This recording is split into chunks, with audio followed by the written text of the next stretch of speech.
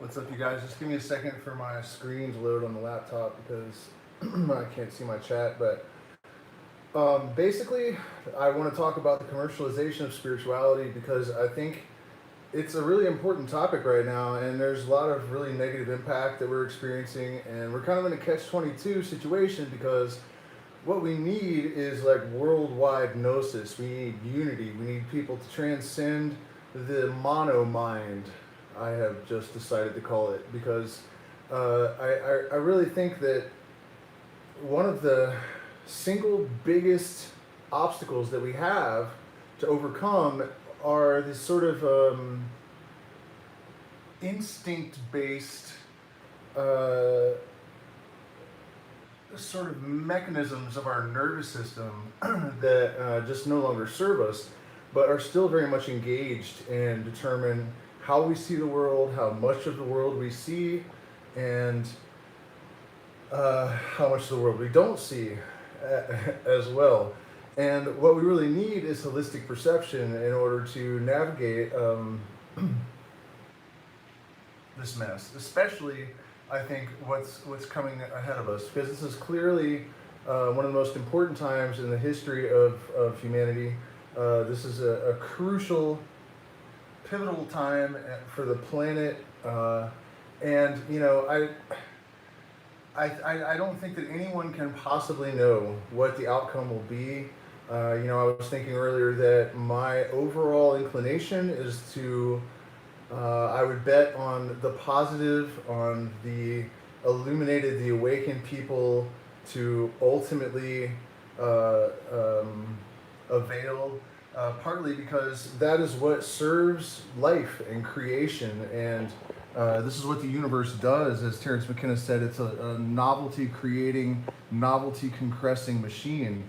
And and the only reason that I have doubt about that is because I have to admit that there's always the possibility that it is actually just a blind machine and that we're just going to get chewed up and spit out. And speaking of that, the last live stream I did, I was talking about the New World Order and all of the shady stuff that's going on with Big Pharma and Bill Gates and all of this stuff. And I noticed that in the comments, for one thing, that people don't really seem to actually watch the videos they're commenting on, maybe because there seemed to be a serious disconnect, and also the people that are of the opinion that nothing really shady is going on, there's no conspiracy, their arguments are like just so thin and weak, and what they tend to do is just kind of focus on just one element of the situation. For example, somebody was mentioning over and over again that the Spanish flu, that we lost all kinds of freedoms back then, and so was that a grand conspiracy as well, and all of this stuff. And I don't know, I wasn't there, but it's kind of like gaslighting, I think might be the right term, where there's actually this huge array of relevant subjects that all have about equal influence on the central point. And so this like focusing on just one of those to the exclusion of everything else in order to facilitate an argument is a good indication the person doing the argument is wrong. And I hate to say that, even because it's one of those things that I would rather be wrong about. At the end, I'd rather that the people that are governing the planet and running all of these institutions are actually benign, and that they have the collective best interest at heart. And I think that that's just completely naive and ridiculous at this point.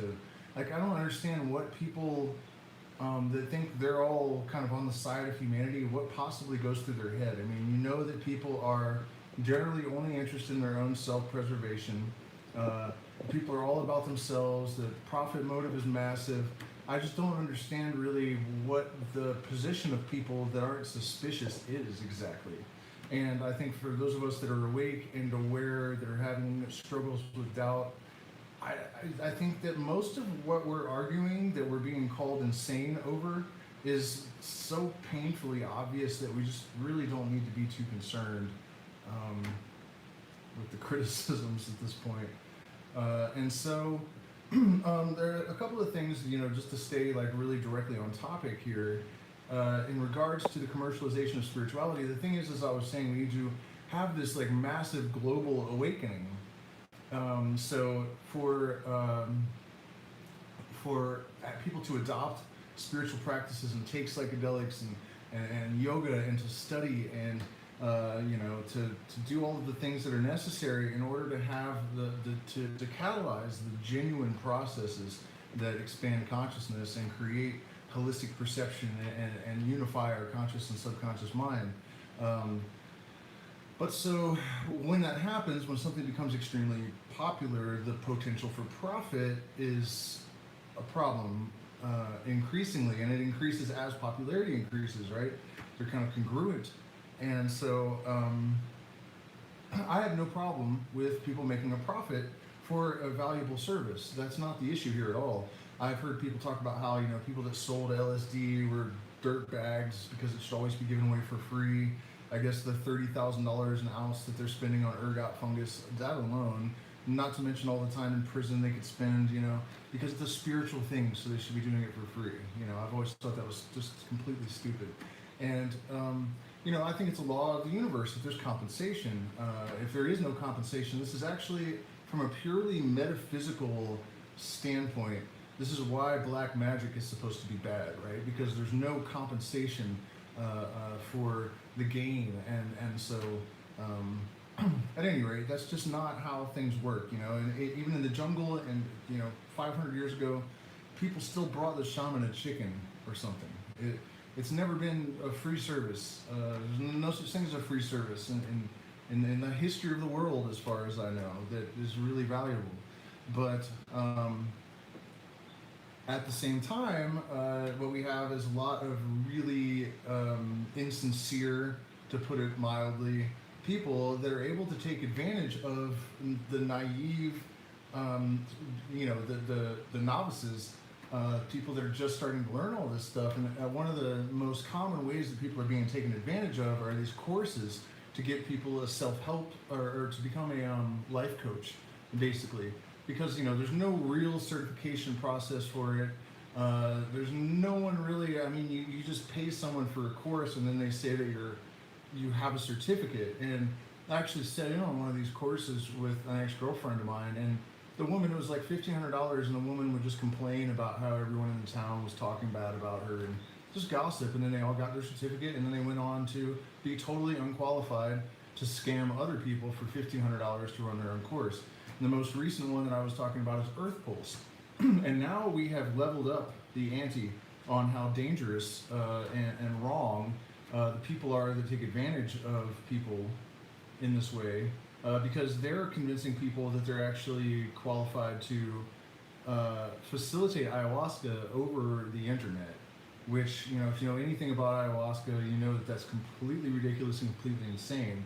And so this has, the potential for a domino effect of negative consequences, both for the reputation of ayahuasca, for the word keeps escaping me, when people accept on a large scale psychedelics as a therapy, and when we have these disasters that these sort of profit-motivated individuals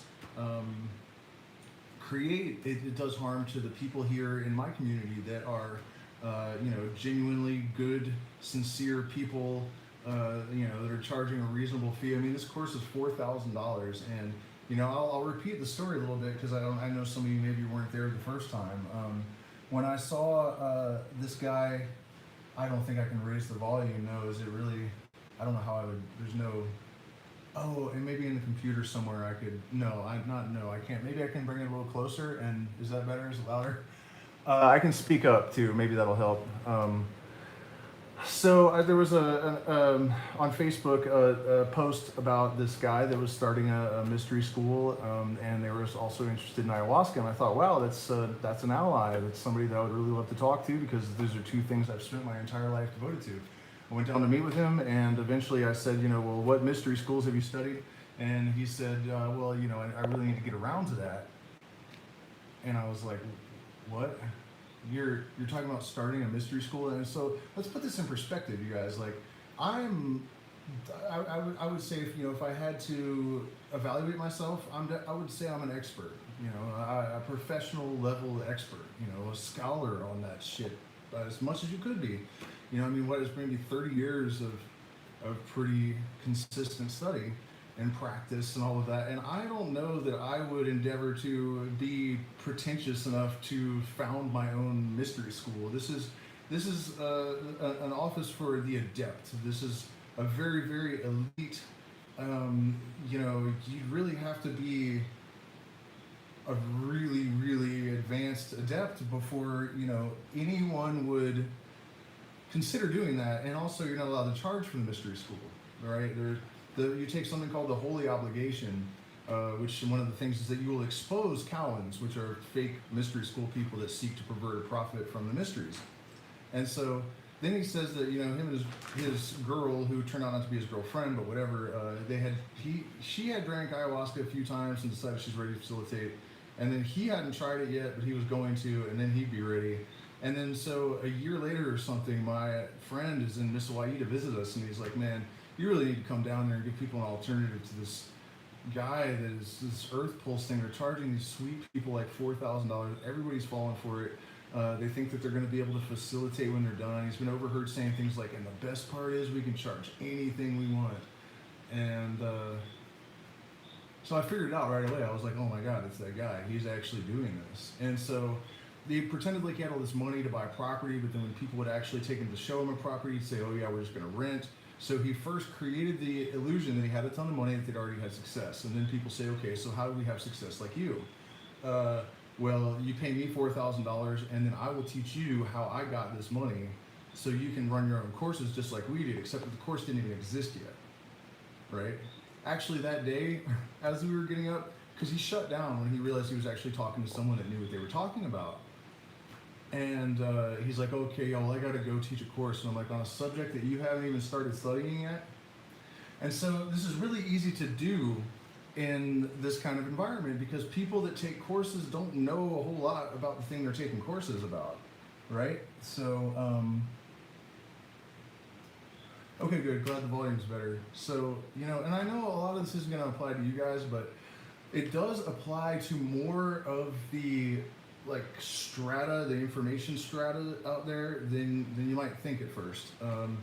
Because I think that the people that get really big in the spirituality industry actually acquire a power of influence because they have a lot of followers, and they can sort of define things however they want because there are no standards. Standards of reference for a lot of people. And so, for example, this trend in toxic positivity where people will just shame you for criticizing anything at all. If you point out that there might be an issue with something, or you have any kind of criticism, people just act like you're, just a horrible person, and they should write you off and have, you get canceled, basically. And that's terrible. That's really terrible. Honestly, I think it's part of the reason that music sucks so bad now. People can't tell their friends, like, no, you should probably kind of suck, no, you can't be honest and critical, right? Everyone's expected to just be positive all the time. And but I think what that actually came from is these gurus and self-help teachers and all that, because if they could create an environment where no one could criticize anything, no one could figure out that they're scamming everyone, and no one would criticize them, and they could kind of just get away with being really obvious frauds, and no one's even going to say anything. And I really do think that some of the, thank you, that some of what we're seeing with a lot of the distortions, and of course, when people get caught up in something that is not really real, it's also slowing down the momentum of the entire movement. When people get trapped by an insincere teacher, worst case scenario, they end up getting raped, brainwashed, they get robbed, they get taken advantage of financially. But at the very least, it's a person that was a sincere seeker that has now been caught in a net of deception and is not making the kind of progress that they could. And then, of course, it always has a ripple effect. As soon as, one person achieves a higher level of consciousness, even if they don't go around preaching to people, it's not necessary. All they have to do is go back to their normal lives with a slightly different ontological disposition, and that's going to ripple through their communities and through their families and through their friends. But if it's insincere, then it's not as helpful as it could be. And some of these things are still good, but it's like it's a very difficult thing to explain. But okay, well here's why the facade is so toxic, and this is something that doesn't just apply to our capitalism can it is really like I try not to think of anything as good and evil. I don't like to think in that kind of dichotomy. I don't think it's valid really, but when I look at the influence of capitalism, I mean, on the ayahuasca industry, for example, you see the authentic traditions are oftentimes being destroyed by the influence of trend, of pop culture. People, genuine shamans, are abandoning their own authentic practices in favor of whatever the people that are coming to the ceremonies are expecting. And I don't think that that's necessarily really the best thing. But what I'm saying about this, and this is probably the deepest thing that I can offer on this live stream. It might be all downhill from here, but it's really hit me the other night when I was sitting around with a group of people, and I realized that certain people put on airs to the point where it's almost theatrical. Like their personality in public has got absolutely no relationship to who they are privately, at all. And it's just like, if you know what they're really like, and then you see this, it's like theater. And it really hit me that our tendency to create these social veneers, and also to accept them as this sort of necessary social lubricant, is actually one of the main ways that we have facilitated the deprecation of our culture and our society and our relationships. Because if everyone was actually being sincere and real and acting how they really felt all the time, without hiding any of it, if people couldn't stand it, if it was, people knew they wouldn't tolerate it, it would provoke people to act. We would actually go to the source of all of these traumas and all of the problems, and we would actually solve them instead of people just trying to pretend like they don't exist. And that's another reason why it's so easy to take advantage of people in the financial, or with these courses and different spiritual leaders that are just totally full of crap. People have become so accustomed to these sort of shallow, superficial interactions and exchanges with pretty much the totality of the rest of humanity, that it's just kind of it's the natural mode of being after a certain point. And I think we passed that point a really long time ago. And so one of the main cures that we can apply as individuals, I think, is just to refuse to conform to anyone else's expectations or anyone else's ideas about how people should conduct themselves, or and it's even difficult for me, and I'm a pro at not giving a fuck what people think or say or whatever, but I do understand very much that it is very challenging to challenge the status quo, and a lot of these psychological or cultural even aberrations, I think, are, as I said, rooted in instinct. So it's very difficult to challenge them without threatening your friendships, without creating disharmony within your family, or at work. But I think it's just at the point where we just all need to start being sincere and honest, and really not allow the pressures of of herd conformity to affect us at all. I mean, and I really, when I look out across the social media landscape this year compared to last year, there's actually a lot to draw inspiration and hope from.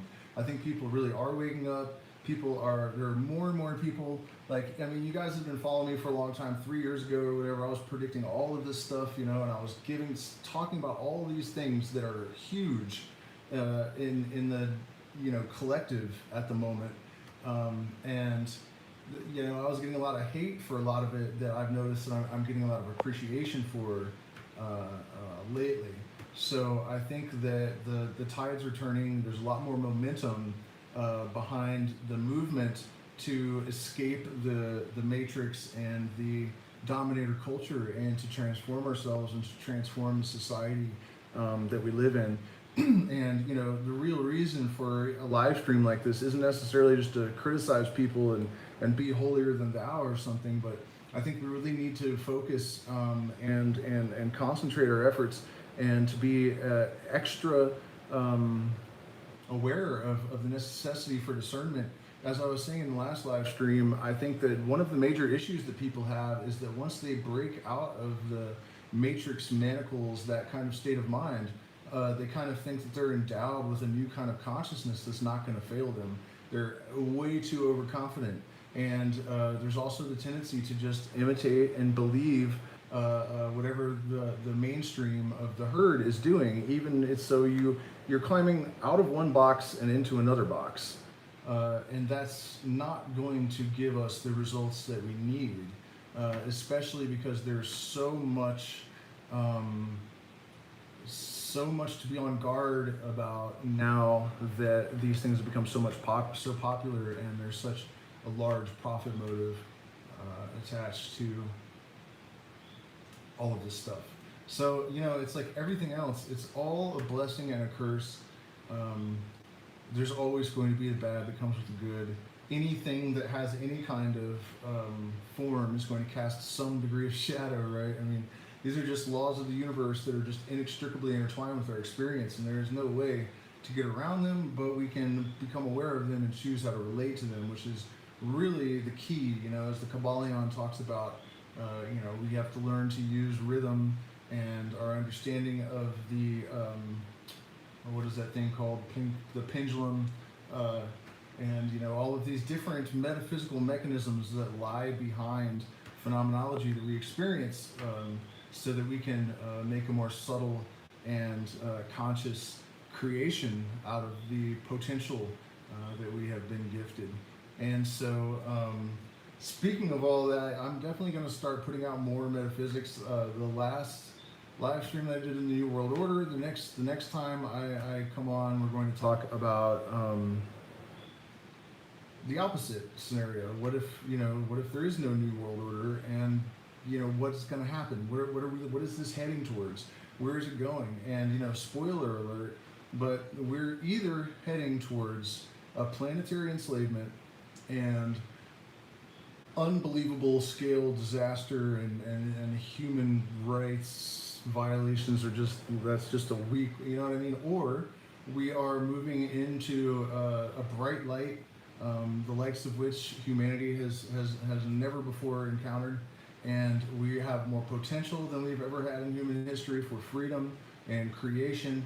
There are more enlightened people walking around on this planet now than there have ever been in the entire history of the world, unless, I get maybe we don't know the real history of the world, but you know what I'm saying. I mean, this is a big, big, big thing that's happening. And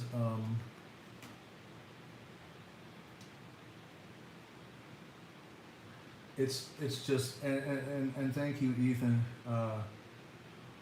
We just, man, it is really frustrating when I see a lot of the steam lost in the void, energy that just is not channeled to intent that could just manifest so much more productively, I guess.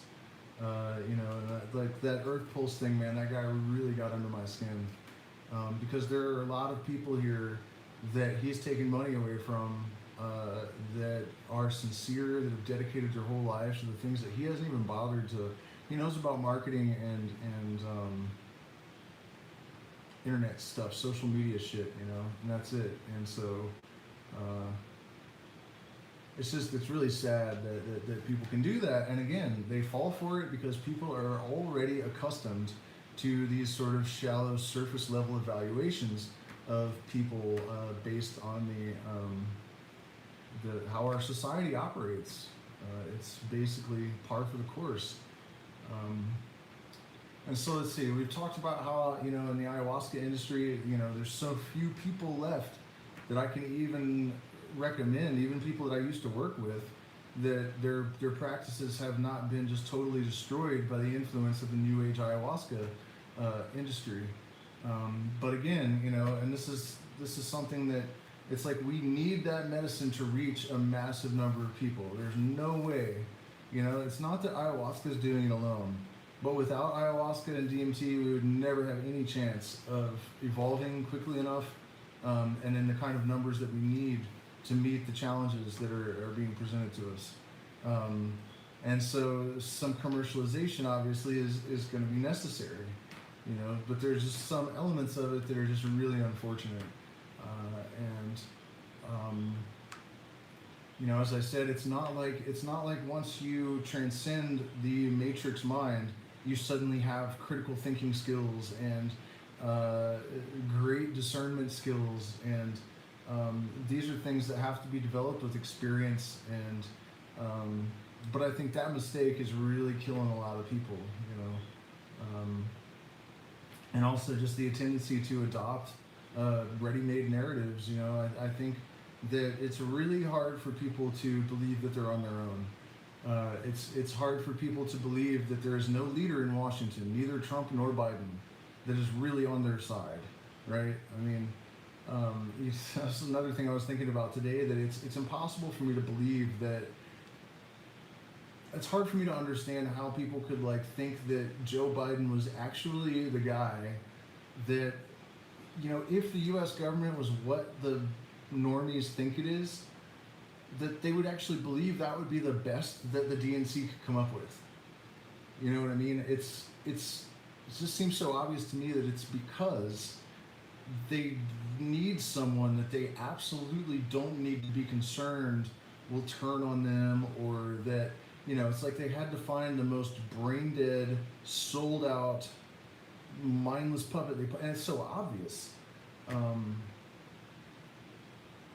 don't know, that was kind of a side tangent there, but it isn't really, this is basically our issue, that that's it, that people are so afraid to really accept the fact that it is actually what it looks like, And that's one of the craziest things about the criticism of conspiracy theories at this point, is that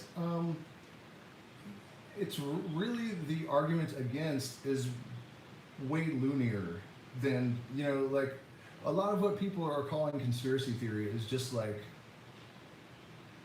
objective observation and a description of what's actually happening. If you're okay with Bill Gates buying up 80% of the farmland in the United States, there's something wrong with you. You know what I mean? All these circumstances taken together, clearly we have an issue. And, I'm always talking about this, but it's really important that we realize that until people are willing to actually confront the situation as it is, there's really very little hope of fixing it. You have to be able to correctly diagnose a problem before you can cure it. Whether you're talking about a shaman or a physician. So what we all need is courage. We just all have to realize that no one has got it figured out. Anyone that says that they have all the answers and they say, no, absolutely, this is the conspiracy, here's all the details, you know what I mean, we know it all, we have the inside scoop, 100% they're lying, or they're just wrong. No one is absolutely sure about reincarnation. Forget about it. You're never going to have absolute knowledge of any of this stuff. And I think that that's one of the absolute major steps that we need to be able to take to move forward, is to just let go of this idea of, feeling like you're going to just find someone that's just going to hand you all the answers, or, that you have these unreasonable mythical allies to protect you. People need to be able to come to terms with reality, which is another way that spirituality is kind of being twisted. It can very easily become an escape for people, and we can lose a lot of potential soldiers to ineffective strategies. I think that it's important that we consider fighting this battle on all planes, but that's the thing. It has to be all planes. Just sitting around and meditating and vibrating at a higher frequency probably is going to help a lot, but it's not going to do it all. We have to really have a balanced approach. We have to have absolute courage, no fear, no filter, no hesitation, no restraint, absolute determination, and we need to, what we're looking for is a macrocosm that is operating at its potential capacity to facilitate the divine expression of the human spirit. And we're trying to constrain our environment to produce the circumstances that will allow for that. And that is not what we currently have. And the path to that eventual destination is constraining our inner being so that it is at its best, in its best format to facilitate the individual's highest expression in accordance with their potential. And the thing is, we actually have the capacity to achieve this. We have the capacity to achieve it as individuals, and we have the capacity to achieve it as a collective. And it's all it's really going to take is more effort. And I think I'm really encouraged by a lot of elements that I've noticed when I was in my early 20s, and I was kind of like in this, it's the same kind of place that, a lot of people, psychedelics and the yoga and all of this stuff. People were definitely not, they had no real agenda.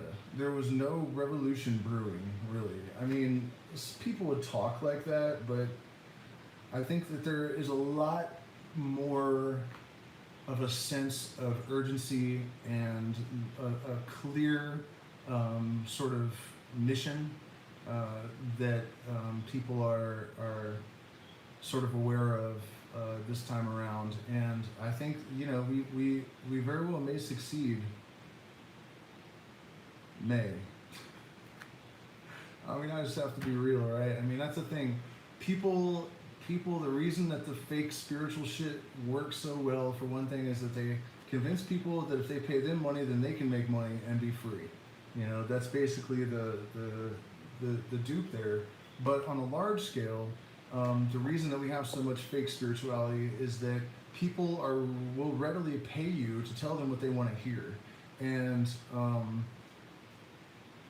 that's not generally usually illumination. Real enlightenment is not all love and light. It's not. It's about being able to perceive the universe as it actually is, not just half of it that you're comfortable with.